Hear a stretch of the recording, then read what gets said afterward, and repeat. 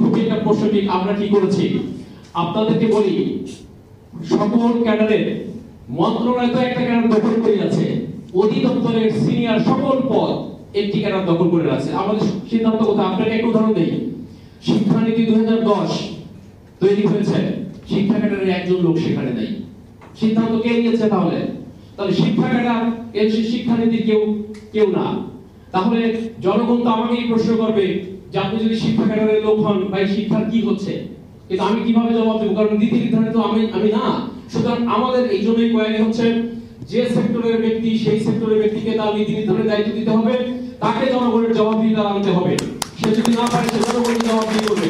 কিন্তু সিদ্ধান্ত নেবে একটি ক্যাডার আর মানুষের রোশনালের পূর্বে আরেকটি ক্যাডার, এটা তো হতে পারে না। আপনারা কি সেটা চান? সুতরাং সেটি হবে সমাধান। আমাদের বিভিন্ন সময় আপনারা বলি 2012 সালেও স্বাস্থ্য ক্যাডারকে এই ক্যাডার বহির্ভূত করার আন্দোলন করেছিল বিভিন্ন সময়ে। আপনারা জানেন শিক্ষা ক্যাডারের সচিবালয় ঘেরাও করেছিল। আপনারা জানেন শিক্ষা ক্যাডারকে বিভিন্ন ভাগে বিভক্ত করা হয়েছিল, বিভিন্ন ভাবে স্বাস্থ্য ক্যাডারকে বিভিন্ন ভাগে ভাগ করে রেখেছে, নার্সদেরকে ডাক্তারদের সাথে কনফ্লিক্ট করে রেখেছে। কারা করে রেখেছে এটা? এবং একটি হসপিটালের একজন ডাক্তার তিনি সিদ্ধান্ত নিতে পারেন না যে এই হসপিটাল কিভাবে চলবে। সুতরাং স্বাস্থ্য খাত স্বাস্থ্যের ক্যাডারের কাছে, সকল ক্যাডারের কাছে তার খাত বুঝে দিতে হবে এবং এমন আইনের কাঠামো আনতে হবে জনগণের কাছে যেন তারা জবাবদিহি করতে বাধ্য হয়।